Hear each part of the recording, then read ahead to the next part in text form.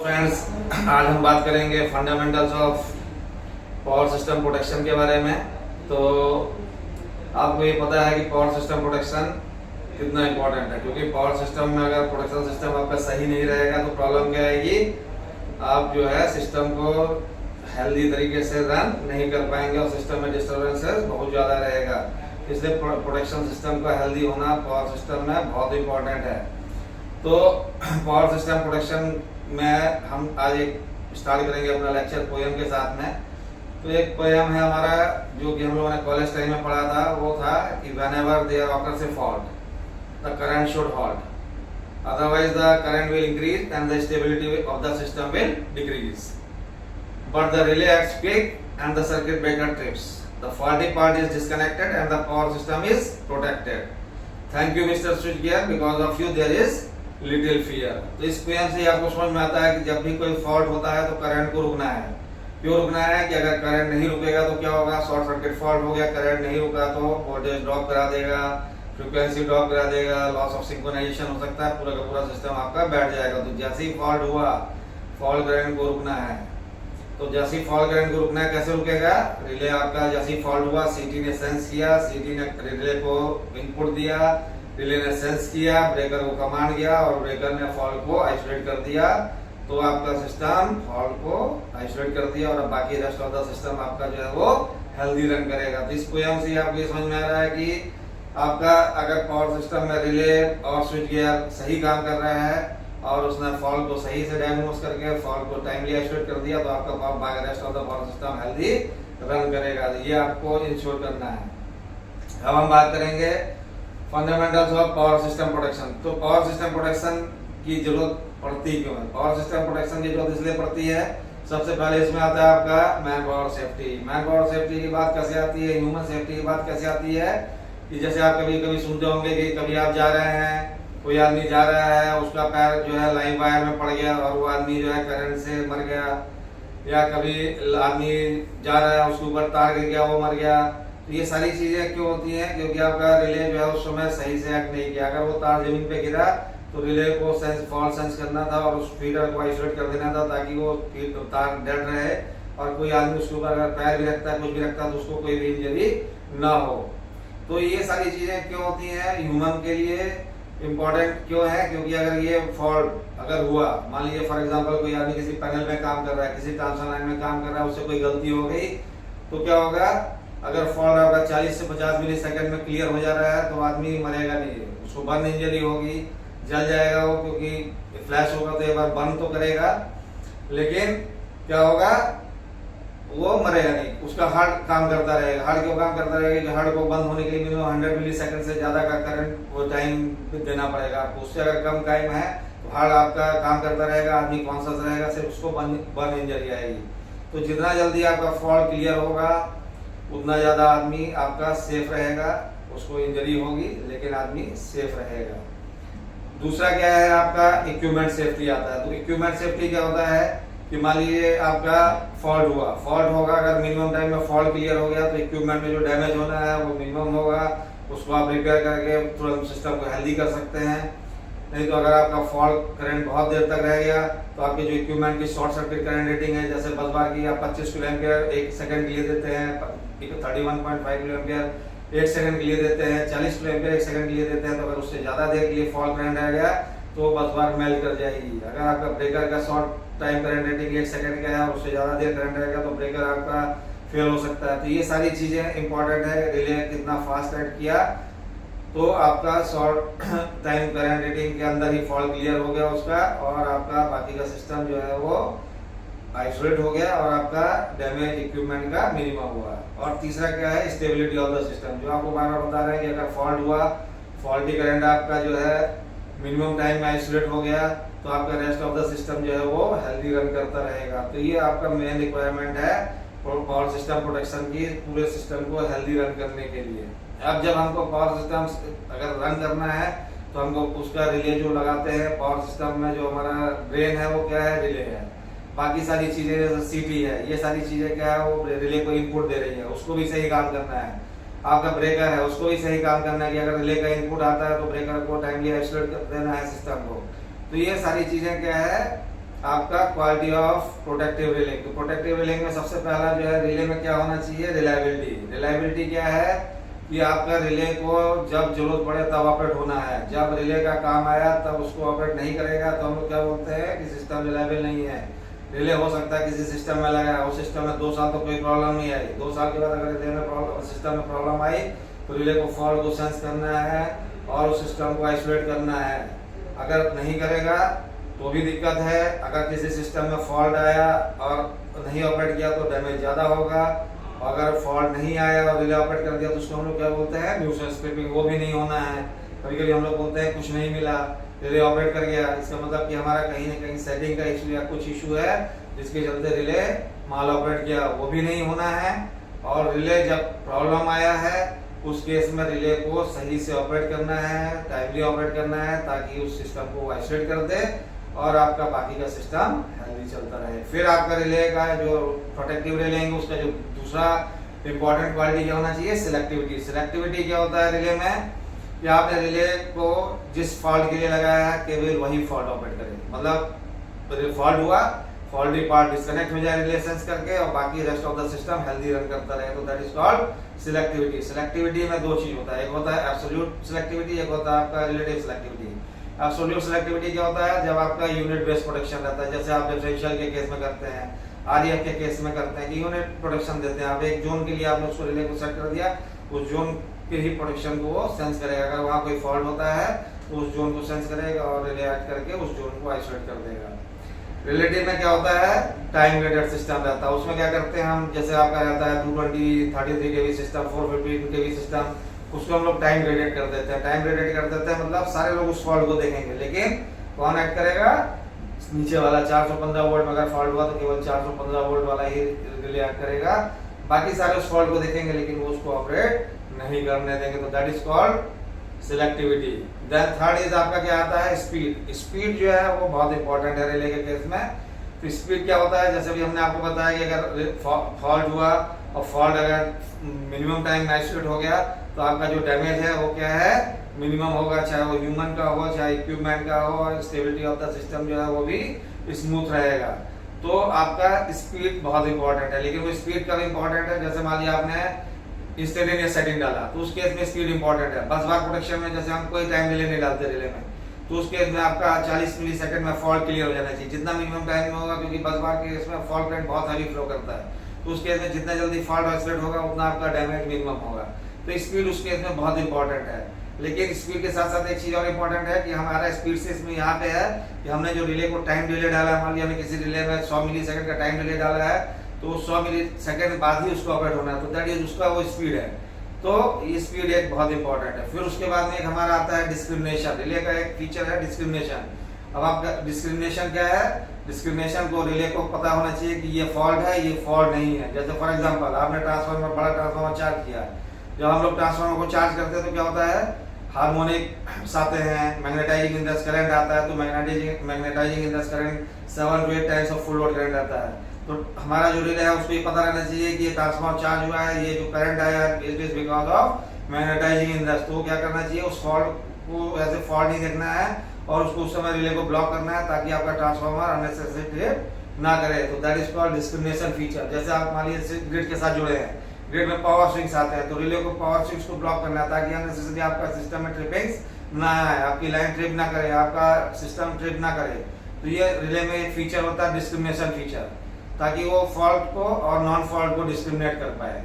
फिर उसके बाद में एक लास्ट आपका फीचर जो आता है वो क्या आता है, रिले में बैकअप प्रोटेक्शन का एक प्रोविजन। कि मान लीजिए आपका किसी कारण से प्राइमरी प्रोटेक्शन फेल हो गया तो आपका उस केस में बैकअप प्रोटेक्शन जस्ट इमीडिएट वाला प्रोटेक्शन ऐड कर जाए, ताकि आपका जो है नीचे वाला किसी कारण से नहीं फेल हुआ या ब्रेकर का कुछ इशू आ गया, रिले नहीं सेंस किया, सीटी का इशू आ गया, तो उससे जस्ट ऊपर वाला प्रोटेक्शन जो है वो ऐड कर जाए ताकि आपका सिस्टम सेफली आइसोलेट हो जाए। तो ये क्या हो गया, क्वालिटी ऑफ द रिलेस। रिले में क्या क्या क्वालिटी होना चाहिए, तो ये सारी क्वालिटी आपके रिले में होनी चाहिए। और आपका इसमें क्या आता है, एक सबसे इंपॉर्टेंट क्या है जो हम लोग बात करते हैं, रिले का फॉल्ट क्लियरिंग टाइम। रिले में कितने देर में फॉल्ट बोलेंगे कि क्लियर होगा, उसमें क्या चीज है, आपका रिले का ऑपरेटिंग टाइम कितना है। आप मान लीजिए फॉर एग्जांपल जैसे हम बात करते हैं रिले का ऑपरेटिंग टाइम, मान लीजिए आपने रखा मान के चलते हैं नॉर्मल, अगर आपने कोई टाइम डिले नहीं दिया है तो 15 मिली सेकेंड डिले को करंट सेंस करके आउटपुट जनरेट करने में लगता है।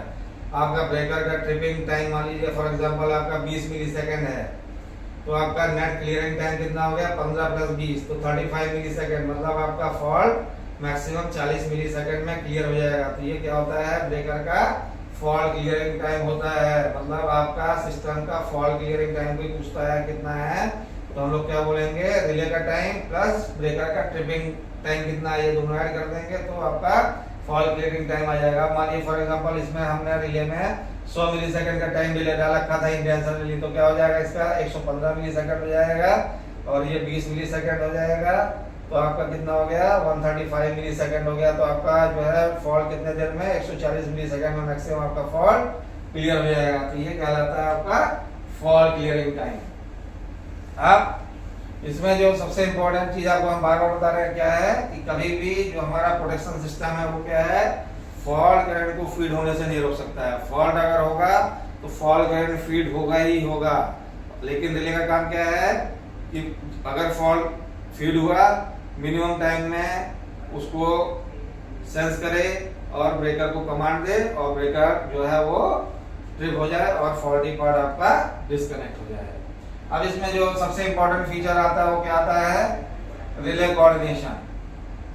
अभी हमने जैसे आपको जो बताया था सिलेक्टिविटी पार्ट में, वैसे ही रिले कोऑर्डिनेशन भी आपका एक पार्ट है, ये भी उसी से ही आता है। रिले कोऑर्डिनेशन क्या बोलता है, रिले कोऑर्डिनेशन बोलता है कि आपका जहां पे फॉल्ट हुआ, जिस जोन में फॉल्ट हुआ केवल वही पोर्शन निकले, उसके अलावा बाकी पोर्शन ना निकले। फॉर एग्जांपल आपका ये 220 kV बस हो गया किसी यहाँ पे, फिर आपने एक ट्रांसफार्मर लगा दिया, फिर आपका यहाँ पे ये मान लीजिए 33 kV बस हो गई, या आपका मान लीजिए 132 kV बस हो गई, फिर आपका यहाँ पे फिर आपने एक ट्रांसफार्मर लगा दिया, फिर आपका ये बस जो है 33 kV बस हो गई, फिर आपने एक ट्रांसफार्मर यहाँ पे लगा दिया और आपका ये जो है 415 वोल्ट बस हो गई।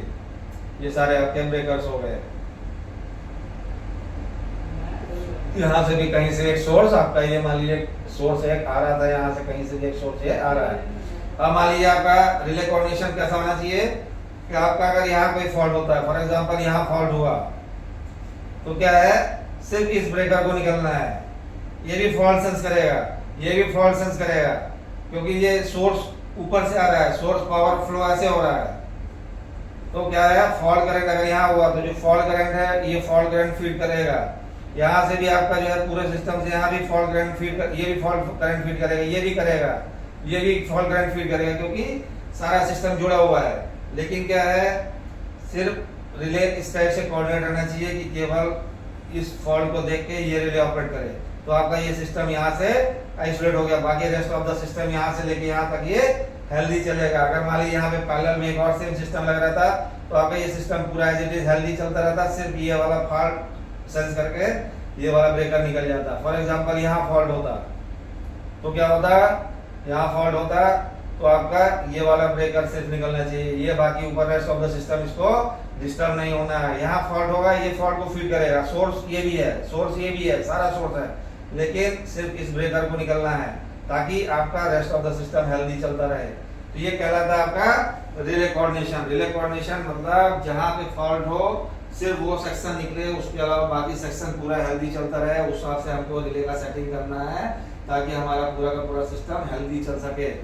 अभी रिले कोऑर्डिनेशन करने के लिए आपको क्या जरूरत पड़ेगी, सबसे पहले आपको क्या करना पड़ेगा, एक इक्विवेलेंट सर्किट डायग्राम बनाना पड़ेगा। सर्किट डायग्राम बनाना पड़ेगा, आपको सारे जितने सोर्स है सारे सोर्स का पता रहना चाहिए, आपको जो है सारे जितने ट्रांसफार्मर्स हैं उनका इम्पीडेंस पता रहना चाहिए, मोटर्स लगी हैं अगर उनका इम्पीडेंस पता रहना चाहिए, फिर आपको हर बस का फॉल्ट करंट पता रहना चाहिए, आपको नॉर्मल लोड फ्लो पता रहना चाहिए कि ट्रांसफार्मर में अगर ये लगा तो यहाँ पे नॉर्मल करंट कितना फ्लो करेगा, फॉल्ट के केस में कितना करंट फ्लो करेगा, मिनिमम फॉल्ट करंट कितना फ्लो करेगा, मैक्सिमम फॉल्ट करंट कितना फ्लो करेगा, three phase dead short circuit होगा, सिमेट्रिकल फॉल्ट होगा तो कितना करंट फ्लो करेगा, अनसिमेट्रिकल फॉल्ट होगा तो कितना करंट फ्लो करेगा। ये सारा सिस्टम आपको पहले पूरा पता रहना चाहिए, उसके बेस पे ही आप सारा स्टडी कर पाएंगे। जब स्टडी करेंगे उसके बाद ही आप सारा सेटिंग कर पाएंगे, तब जाके आपका सिस्टम। लेकिन अगर आप इसको टाइम ग्रेडेड करना पड़ेगा। जब आप इसको टाइम ग्रेडेड करेंगे तब जाके आपको रिले कोऑर्डिनेशन मिल पाएगा। अगर आपने टाइम ग्रेडेड नहीं किया, इसको करंट बेस कर दिया, तो आपका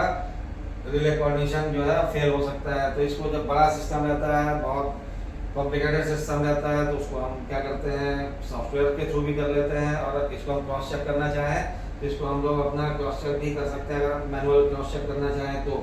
रिले कोऑर्डिनेशन अगर आपने एक बार किसी सिस्टम में कर लिया है तो वो तब तक वैलिड रहेगा जब तक कि आप इस सिस्टम में कोई नया इक्विपमेंट ऐड नहीं कर रहे हैं, या किसी इक्विपमेंट की रेटिंग नहीं बढ़ा रहे हैं, या किसी सिस्टम से और इसको पैरेलल नहीं कर रहे हैं। अगर इस पावर सिस्टम में कोई छेड़खानी नहीं कर रहे हैं तो आपने एक बार रिले कोऑर्डिनेशन कर लिया तो हेल्दी चलता रहेगा। अगर इसके बाद भी अगर आपको कोई प्रॉब्लम आ रहा है तो हम लोग सिस्टम को देखते हुए फिर से रिवाइज रिले कोऑर्डिनेशन करने की अगर जरूरत पड़ेगी तो हम इसको रिवाइज कर सकते हैं। फिर आपका इसमें क्या आता है, इसमें आपका आता है सेटिंग्स। अब हम बात करते हैं नॉर्मल जो हम लोग सेटिंग करते हैं, कैसे सेटिंग करते हैं। तो अगर मान लीजिए हमारा ये 132 kV का एक यहाँ पे ट्रांसफार्मर मान लीजिए लगा था जो कि इसको फीड कर रहा था, हमको यहाँ पे सेटिंग रखना है। मान लीजिए फॉर एग्जांपल ये ट्रांसफार्मर 60 MVA का एक ट्रांसफार्मर यहाँ पे लगा था और हमको इसके ओवर करंट की सेटिंग करनी है। सेटिंग करनी क्या रखना है कि ये ऑपरेट करे, ओवर करंट और फॉल्ट की सेटिंग इसकी रखनी है। तो हम लोग क्या करते हैं, यहाँ पे अगर हम किए तो यहाँ पे ब्रेकर के बाद यहाँ पे सीटी लगी होगी, यहाँ पे सीटी लगी होगी।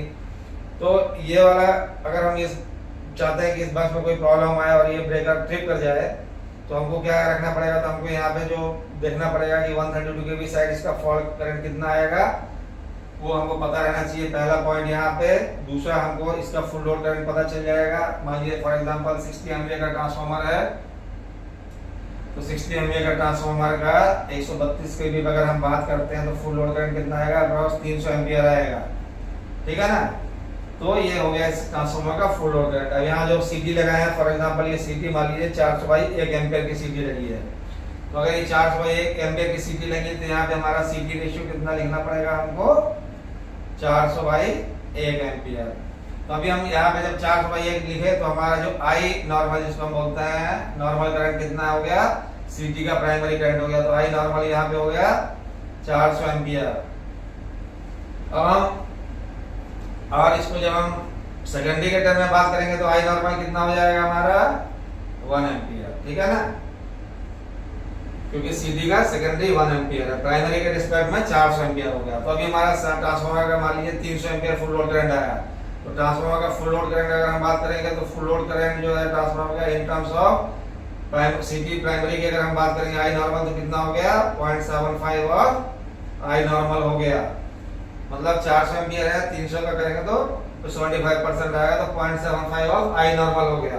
और ये हम लोग क्या बोलेंगे इसका, अगर हमको मान लीजिए जो हम लोग पहले इलेक्ट्रोमैग्नेटिक रिले में प्लस सेटिंग बोलते थे, प्लस सेटिंग मल्टीप्लाई कितना रखना वो करना, तो इसमें हम लोग क्या करते हैं नॉर्मल आजकल इसमें दो टाइप का होता है। ओवर करंट की बात करेंगे तो एक लो सेट होता है, हाई सेट होता है। अगर मान लीजिए हमको लो सेट की सेटिंग करनी है I1 की, तो I1 अगर हमको सेट करना है, मान लीजिए ट्रांसफार्मर का फुल लोड करंट कितना है, हम चाहते हैं कि ट्रांसफार्मर अगर 10% ओवरलोड हो तो ट्रांसफार्मर ट्रिप कर जाए। तो हम क्या करेंगे, इसको 10% ओवरलोड करने के लिए क्या करेंगे, इसका फुल लोड करंट कितना हो गया 300 था, 10% ओवरलोड किया तो ये कितना हो गया 330 एम्पियर हो गया। सीडी का सेकंड प्राइमरी कितना था 400 एम्पियर था, तो जब हम इसको करेंगे तो कितना आ जाएगा 0.825 एम्पियर आ गया। तो ये 0.825 आई नॉर्मल।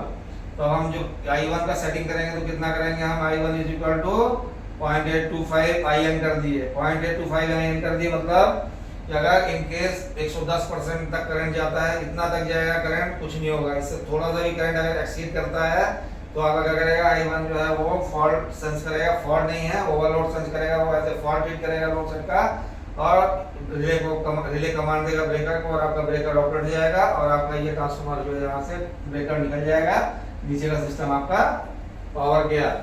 तो अब ये कितने टाइम पे जाएगा, क्या करेगा, वो किस पे डिपेंड करेगा, इसके टाइम पे डिपेंड करेगा। आपने इसका टाइम कैसे सेट किया है। तो जब हम टाइम सेट करने की बात करते हैं तो हमारे पास क्या है, टाइम सेट करने में दो ऑप्शन है, या तो हम जो है आईडीएमटी कैरेक्टरिस्टिक सेट कर सकते हैं या हम डेफिनेट टाइम करते हैं। तो नॉर्मली हम लोग क्या करते हैं, जब लो सेट की बात करते हैं तो हम लोग आईडीएमटी कैरेक्टरिस्टिक सेट करते हैं। आईडीएमटी कैरेक्टरिस्टिक क्या होता है, इनवर्स डेफिनेट मिनिमम टाइम। मतलब अगर आपका करंट जो है वो मोर है या ज़्यादा है तो आपका टाइम जो है वो कम लगेगा। अगर आपका करंट जो है लेस है तो आपका टाइम जो है वो ज़्यादा लेगा ट्रिप कराने में। तो ये होता है इनवर्स डेफिनेट मिनिमम टाइम। इसमें जो है नॉर्मली हर रिले में 3 कैरेक्टरिस्टिक देता है। एक होता है आपका एनआई लिखा रहता है जो होता है नॉर्मल इनवर्स, एक आपका होता है वेरी इनवर्स और एक आपका होता है एक्सट्रीमली इनवर्स। ये 3 कैरेक्टरिस्टिक रिले में आपको देगा। जब इसका मैनुअल देखेंगे तो इसका आपको ग्राफ दिखेगा और उसके हिसाब से आपको सेटिंग करना है कि आपको क्या सेटिंग रखना है, क्या आपका टाइम चाहिए, उस हिसाब से आप इसको सेट करते हैं। जैसे फॉर एग्जांपल, लेकिन जब हम लो सेट करेंगे तो उस केस में हम केवल आईडीएमटी करेंगे, डेफिनेट टाइम नहीं करते हैं। तो इसका अगर आप नॉर्मल इनवर्स कर्व का देखेंगे तो कैसा दिखता है कर्व, ऐसे रहेगा। इस टाइप से कर्व बने रहते हैं, इसके अलग अलग कर्व बने रहेंगे, ऐसे अलग अलग कर्व इसके बने रहते हैं। ये आपका क्या हो गया, टाइम हो गया। ये आपका क्या हो गया, करंट हो गया। और ये आपका क्या होता है, जो आप लोग टीएमएस डालते हैं, टाइम मल्टीप्लायर सेटिंग, जिसको हम लोग बोलते हैं टाइम मल्टीप्लायर सेटिंग। कितने टाइम पे इसको ऑपरेट करना है ये इससे निकलेगा। ये आपका करंट हो गया, ये टाइम हो गया और ये टीएमएस हो गया। ये 0.1 हो जाएगा, ये 0.2, 0.3, 0.4, 0.5, ऐसे आपका जो है 0.6 ऐसे ये रहेगा। इस टाइप से रहता है। और इसका आप जो है फिर इसके करस्पॉन्डिंग ऐसे लाइन खींच के आप देख सकते हैं कि करंट कितना गया, तो इसके करस्पॉन्डिंग यहाँ पे कितना टाइम आएगा। यहाँ पे करंट गया 0.1 आपने सेट कर रखा है, तो यहाँ पे अगर इतना करंट है तो ये इतना टाइम ऑपरेट करेगा। यहाँ पे करंट है तो इतना करंट गया तो ये इतना टाइम पे ऑपरेट करेगा। तो जैसे जैसे करंट बढ़ता जा रहा है आपका टाइम लगना कम हो रहा है। तो आपका मान लीजिए आपने टीएमएस 0.6 रख दिया तो इतने करंट में टाइम जो अभी लगना था इतना लग रहा था 0.1 रखने में, तो आपका 0.6 में इतना टाइम लगेगा। इसके करस्पॉन्डिंग आप टाइम निकाल लीजिए। तो जितना ज्यादा आप टीएमएस रखेंगे उतना ज्यादा आपका टाइम जो है रिले को ऑपरेट होने में ज्यादा मिलेगा। और अगर आपने टीएमएस कम रखा है तो रिले को ऑपरेट होने में टाइम कम लगेगा। तो ये टीएमएस से आपको टाइम ग्रेडिंग जो बात करते हैं हम लोग, टीएमएस के माध्यम से टाइम ग्रेडिंग हम कर सकते हैं। तो हम इसमें मान लीजिए फॉर एग्जांपल हमने इसको जो टीएमएस रखा, टीएमएस जो हमने सेट किया वो मान लीजिए हमने 0.2 कर दिया। तो अभी क्या करेगा, टीएमएस जब पॉइंट कर दिया this second mean 200 millisecond, मतलब ये जो अभी हमने कर्व बताया इस कर्व से 0.2 के करस्पॉन्डिंग आपको उस रिले का ऑपरेटिंग मैनुअल में कर्व देखना है और उसके हिसाब से आपको देखना है कि क्या टाइम निकल के आता है। तो अगर इससे ज्यादा करंट एक्सीड करेगा उतने देर में रिले ये ऑपरेट कर जाएगा। मतलब ये अगर उस हिसाब से निकालेंगे तो ये इसका टाइम बहुत ज्यादा आएगा। हो सकता है ये 30 सेकंड भी आ सकता है आपका, क्योंकि करंट बहुत कम है। तो उस हिसाब से कर्व जो है 1.1 टाइम्स के हिसाब से जब निकालेंगे 0.2 में तो हो सकता है 30 सेकंड भी आ सकता है। अगर इन केस अब यही जो है फॉल्ट में कन्वर्ट हो जाता, मान लीजिए यहाँ पे कहीं कोई एक्चुअल में फॉल्ट हो जाता है, यहाँ पे अभी जो हम लोग बात कर रहे थे यहाँ पे सीटी के बाद में यहाँ कोई फॉल्ट हो जाता। अभी जो ये नॉर्मल करंट था, अब ये करंट मान लीजिए ये जो है आपका 300 एम्पियर के बजाय यहाँ पे 3000 एम्पियर करंट फ्लो कर जाता। मान लीजिए 3000 करंट हो जाता तो ये क्या हो जाता, इसका जो फॉल करंट है वो कितना चला जाता, 7.5 times of IN। I normal का 7.5 टाइम्स चला गया। 7.5 टाइम्स IN चला गया तो डेफिनेटली आपका जो 30 सेकंड लग रहा था, ये टाइम जब कर्व से निकालेंगे तो हो सकता है ये 200 मिली सेकंड आ जाए। तो जैसे ही आपका करंट बढ़ा आपका टाइम जो है वो मिनिमम हो गया सेम कर्व पे 0.2 TMS पे। ये टाइम जो 30 सेकंड आ रहा था जब आपका 10% सिर्फ करंट बढ़ा था और 7.5 टाइम जब बढ़ गया तो ये 200 मिली सेकंड। तो इसीलिए जो है जब आप इनवर्स वाला कैरेक्टरिस्टिक करते हैं तो इससे आपका फॉल्ट क्लियर होगा, लेकिन डेफिनेट टाइम टाइप का नहीं होगा, ये कर्व को फॉलो करेगा। लेकिन ये भी एक आपका सिस्टम को फॉल्ट को आइसोलेट करने का बेस्ट मेथड है।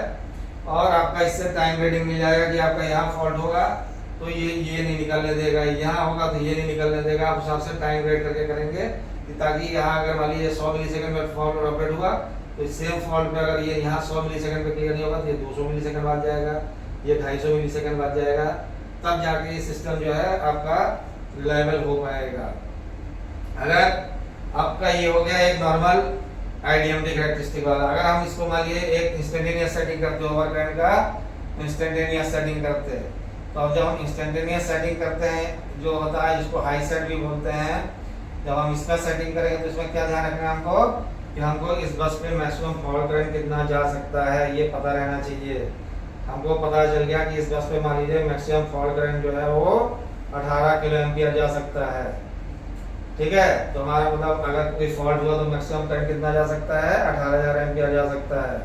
हमारी सीटी कितने की लगी है, 400/1 की सीटी लगी थी, तो 400/1 की सीटी लगी है, 18,000 एम्पियर किलो एम्पियर करंट जा सकता है। तो हम इसको जो है अगर हम सपोज करिए 10 टाइम्स ऑफ आई नॉर्मल भी सेट कर देते हैं, 10 टाइम्स ऑफ आई नॉर्मल, तो भी हमारा इसके अंदर विदिन है, मतलब हमारा 4000 एम्पियर भी हमने सेट कर दिया, 18 kilo ampere fault current maximum जा सकता है। अगर हम 10 टाइम्स ऑफ आई नॉर्मल भी सेट करते हैं तो हमारा ये फॉल्ट होगा तभी निकलेगा, नॉर्मल केस में ये 10 IN पे नहीं निकलेगा।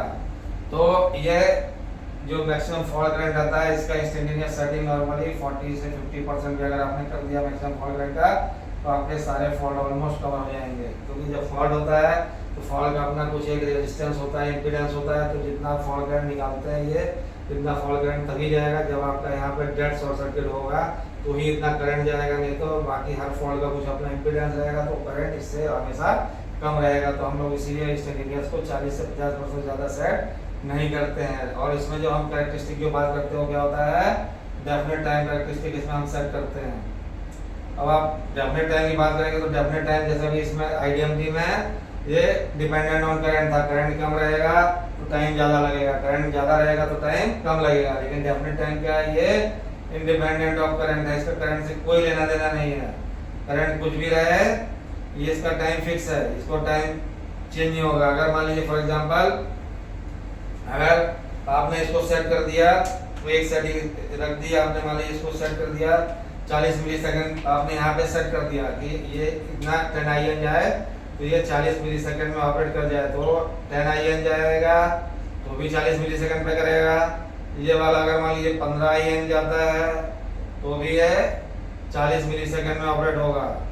अगर मान लीजिए आपने यहाँ पे 5 IN सेट किया होता तो भी ये 40 मिली सेकेंड पे ही जाएगा। ये इंडिपेंडेंट ऑफ करंट रहता है, इसका कैरेक्टरिस्टिक ऐसे रहती है, करंट कुछ भी रहे ये टाइम फिक्स रहेगा। आपने मान लीजिए जो भी टाइम सेट किया है 50 मिली सेकेंड सेट कर दिया, तो हर फॉल्ट पे फॉल्ट करंट 2 टाइम्स जाएगा तो भी 50 मिली सेकेंड पे, 5 टाइम्स जाएगा तो भी 50 मिली सेकेंड पे इसको करेगा। तो ये जब डेफिनेट टाइम की बात करेंगे तो क्या है, it is independent of current. तो डेफिनेट टाइम इसीलिए जब हम लोग हाई सेट करते हैं तो डेफिनेट टाइम करते हैं और उसको मिनिमम टाइम पे सेट करते हैं, ताकि अगर एक्चुअल उतना हाई करंट जाए तो इतना फास्ट उसको फॉल्ट को आइसोलेट कर दे ताकि आपका डैमेज मिनिमम हो।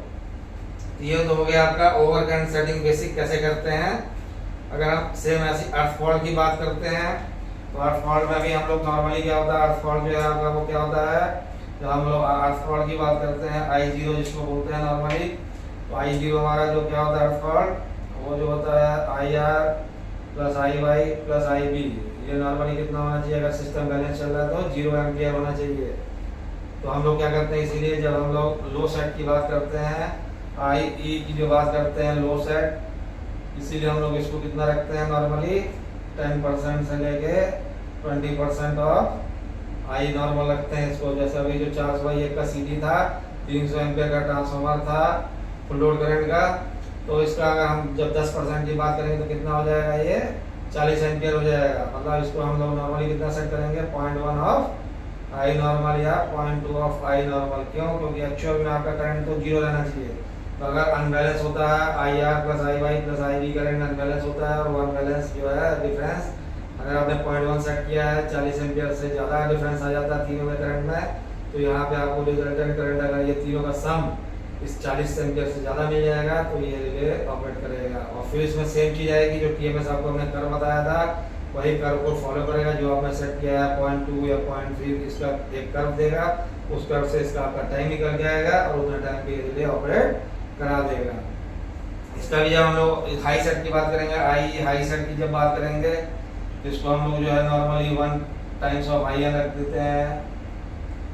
तो इसमें भी जब 1 टाइम्स ऑफ IN रखा मतलब 400 एम्पियर तक अनबैलेंस जाएगा इसका सम का, तो ये हाई सेट में आ जाएगा। और इसमें फिर जो है वो डेफिनेट टाइम वाली कैरेक्टरिस्टिक आएगी और ये सेम 40 मिली सेकेंड में रिले को आइसोलेट कर देगा। क्योंकि फॉल्ट हैवी है तो इसको हमको ज़्यादा देर तक वॉच नहीं करना। अगर इतना अनबैलेंस हुआ है एक्चुअल में तो इसको जितना जल्दी क्लियर होगा उतना हमारे लिए बढ़िया है।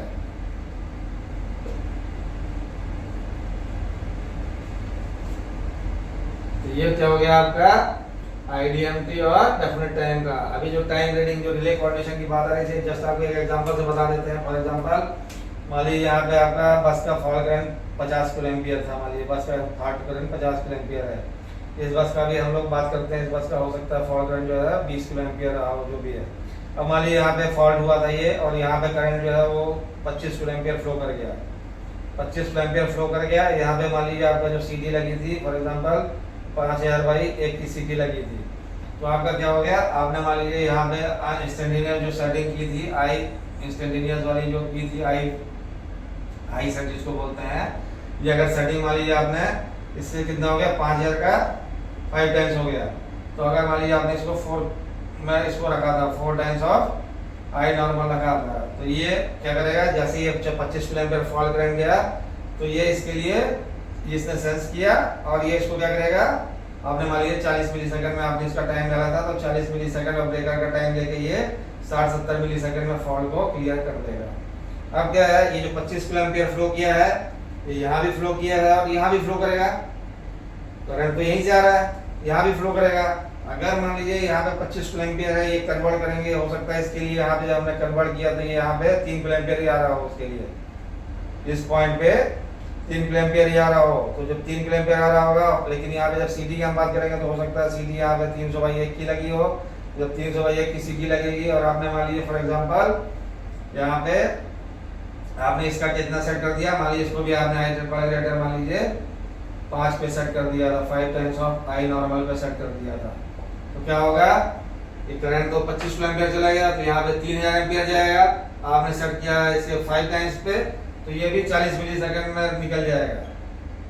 40 मिली सेकंड रिले का टाइम, तो 70 मिली सेकंड पे नेट क्लियर हो जाएगा। तो क्या हुआ, ये भी ट्रिप, ये भी ट्रिप, क्योंकि इसने भी यहाँ पे अगर हैवी फॉल्ट हो गया तो ये तो फॉल्ट फीड करेगा ही करेगा, ये भी फीड करेगा। दोनों में इंस्टेंटेनियस सेटिंग अगर आपने डाल रखी है तो ये भी उतना टाइम में निकल जाएगा, ये भी उतना टाइम में निकल जाएगा, क्योंकि कोई टाइम रीडिंग नहीं है। इसीलिए क्या किया जाता है, आपका इनकमर जितने इनकमर है उसमें प्रेफर किया जाता है कि आप आईडीएमटी कैरेक्टरिस्टिक डालिए, ताकि आपका टाइम रीडिंग रहे।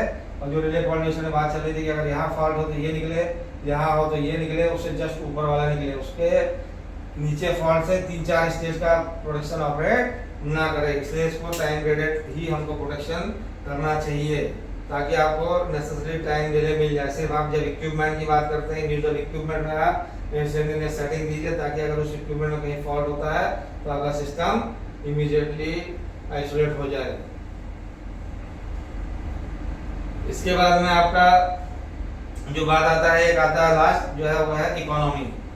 आप जब प्रोटेक्शन सिस्टम लगाते हैं उसमें इकोनॉमी भी ध्यान रखना है। इकोनॉमी क्या ध्यान रखना है आपको, कि जो आप रिले लगा रहे हैं, रिले जो है उसका कॉस्टिंग जो है as per standard 5% of total cost of equipment होना चाहिए, ये एक स्टैंडर्ड है।